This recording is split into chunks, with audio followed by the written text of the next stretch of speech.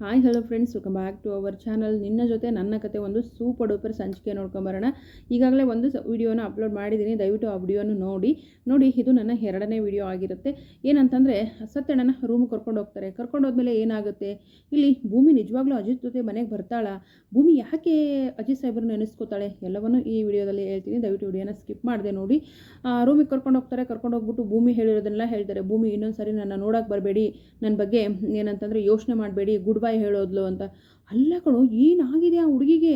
ಆ ಹುಡುಗಿ ಮಾಡಿರೋ ತಪ್ಪನ್ನೆಲ್ಲ ಕ್ಷಮಿಸ್ತಾ ಬಂದಿದೆಯಾ, ಜೊತೆಗೆ ಗಿಣಿಗೆ ಹೇಳ್ದಂಗೆ ಹೇಳಿದ್ದೀನಿ ನಾನು ಅವಳಿಗೆ. ಆದ್ರೊಳಗೆ ಅರ್ಥನೇ ಆಗ್ತಿಲ್ವಲ್ಲೋ ಅಜಿತಾ.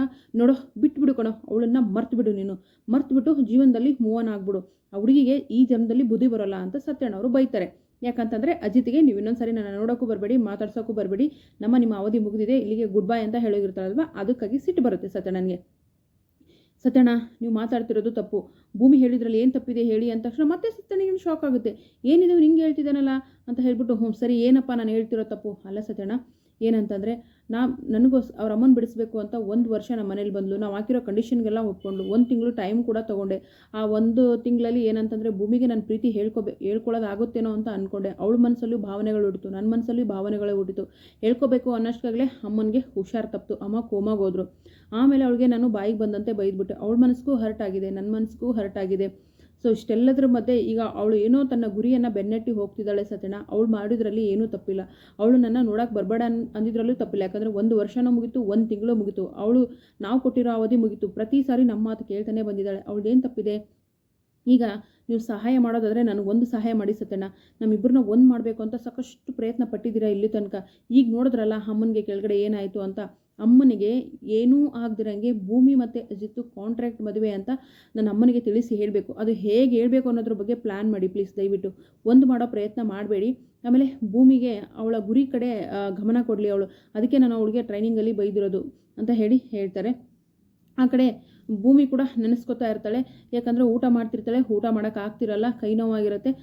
ಭೂಮಿ ಅಕ್ಕ, ಹಿಂಗೆ ಕೈ ನೋವು ಆಗ್ತಿದೆಯಲ್ವಾ, ನಾನೇ ಊಟ ಮಾಡಿಸ್ತೀನಿ ಇವತ್ತು, ನನಗೆ ಗೊತ್ತಿತ್ತು ಮುಂಚೆನೇ ಹಿಂಗಾಗುತ್ತೆ ಅಂತ ಹೇಳಿದ್ರು ಅಂದಾಗ, ಯಾರು ಹೇಳಿದ್ರು ಅಂತ ಹೇಳ್ತಾಳೆ. ಅಜಿತ್ ಅವರು ಹೇಳಿರ್ತಾಳೆ, ಕೈ ನೋವಾಗಿದೆ, ನೀನೇ ಊಟ ಮಾಡಿಸು ಅಂತ. ಆಮೇಲೆ ನಾಳೆ ಅರ್ಧ ದಿನ ರಜೆ ಬೇರೆ ಕೊಟ್ಟಿದ್ದಾರೆ, ನಿನ್ನ ಜೊತೆಗೆ ನನಗೂ ಕೊಟ್ಟಿದ್ದಾರೆ. ಯಾಕೆ ಗೊತ್ತಾ, ನಿನ್ನನ್ನು ನೋಡ್ಕೊಳ್ಳೋಕ್ಕೆ. ಯಾರು ಅಂತ ಹೇಳ್ತಾಳೆ. ಅಜಿತ್ ಸಾಹೇಬ್ರು ಅಂದಾಗ ಮತ್ತೆ ಭೂಮಿಗೆ ಅವ್ರ ಮೇಲೆ ಒಳ್ಳೆ ರೀತಿಯ ಭಾವನೆಗಳು ಮೂಡೋಕ್ಕೆ ಶುರುವಾಗುತ್ತೆ. ಮಲಗ್ತಾಳೆ. ಹೋಗಿ ಮಲಗ್ಬಿಟ್ಟು ಅಜಿತ್ ಬಗ್ಗೆನೇ ಯೋಚನೆ ಮಾಡ್ತಿರ್ತಾಳೆ. ಏನಿದು ಸಾಹೇಬ್ರು ಈಗ ಮಾಡಿದ್ರಲ್ಲ ನನ್ನ ಬಗ್ಗೆ, ಏನು ಮಾಡೋದು, ನಿಜವಾಗ್ಲೂ ಸಾಹೇಬ್ರು ಒಳ್ಳೆಯವರಾ ಕೆಟ್ಟವರಾ, ಭಾಗ್ಯ ಅಂತ ಹೇಳ್ಬಿಟ್ಟು ಯೋಚನೆ ಮಾಡ್ತಾ ಮತ್ತೆ ಭಾಗ್ಯಮ್ಮನ ನಾನು ಬಿಡಿಸಲೇಬೇಕು.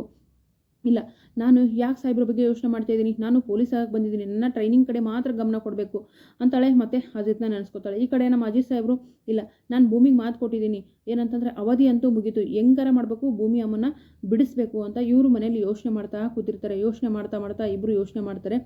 ಒಟ್ಟಿನಲ್ಲಿ ಇಬ್ಬರು ಪ್ರೀತಿಸ್ತಾರೆ. ನಮ್ಮ ಇವರು ಸತ್ಯಣ್ಣ ಕೂಡ ಹೇಳ್ತಾರೆ, ಏನಪ್ಪ ಇದು, ಅವಳಿಗಂದ್ರೆ ನೀನು ಸಹಿಸಲ್ಲ, ನಿನಗಂದರೆ ಅವಳು ಸಹಿಸಲ್ಲ, ಒಟ್ಟಿನಲ್ಲಿ ನಿಮ್ಮ ಪ್ರೀತಿ ನನಗೆ ಅರ್ಥನೇ ಆಗ್ತಾ ಇಲ್ಲ, ಏನು ಮಾಡೋದು ಅಂತ ಹೇಳ್ಬಿಟ್ಟು ಅವರು ತಲೆ ಚಚ್ಕೊಳೋದು ಒಂದೇ ಬಾಕಿ. ಇಲ್ಲ ಸತ್ಯಣ್ಣ, ಹೆಂಗಾರ ಮಾಡಬೇಕು, ನಾನು ಭೂಮಿ ತಾಯಿನ ಬಿಡಿಸಲೇಬೇಕು, ಯಾಕಂದರೆ ನನಗೋಸ್ಕರ ತುಂಬ ಮಾಡಿದಾಳೆ ಅವಳು ಅಂತ ಹೇಳ್ತಾ. ಆ ಕಡೆ ಭೂಮಿ ನೋಡಿದ್ರೆ ಹೆಂಗಾರ ಮಾಡಬೇಕು, ನನ್ನ ತಾಯಿನ ಬಿಡಿಸ್ಕೋಬೇಕು ಅಂತ ಅವ್ರು ಹೇಳ್ತಿದ್ದಾರೆ.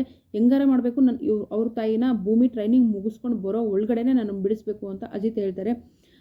ಏನು ಮಾಡೋದು ಕಣೋ, ಏನಾದರೂ ಒಂದುಗಳು ಕೂಡ ಸಿಗ್ತಿಲ್ವಲ್ಲ ಅಂತ ಸತ್ಯಣ್ಣ ಅನ್ನೋಷ್ಟಾಗಲೇ ಒಂದು ಫೋನ್ ಕಾಲ್ ಬರುತ್ತೆ.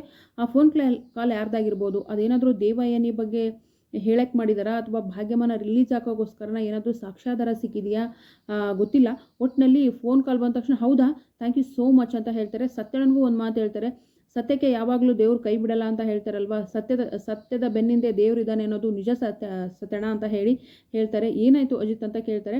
ಹಾಗಾದರೆ ಭಾಗ್ಯಮ್ಮನ ಬಗ್ಗೆ ಏನಾದರೂ ಒಳ್ಳೆ ಕ್ಲೂ ಸಿಕ್ಕಿದೆಯಾ, ಭಾಗ್ಯಮ್ಮ ಬಿಡುಗಡೆ ಮಾಡಿದ್ರಾ, ಭಾಗ್ಯಮ್ಮ ಬಿಡುಗಡೆ ಆಗ್ತಾಳಾ, ಅಥವಾ ದೇವಯಾನಿನೇ ಭಾಗ್ಯಮ್ಮನಿಗೆ ಇಷ್ಟೆಲ್ಲ ಆಗ್ಲಿಕ್ಕೆ ಕಾರಣ ಅಂತ ಏನಾದರೂ ಅಜಿತ್ ಗೊತ್ತಾಯ್ತಾ?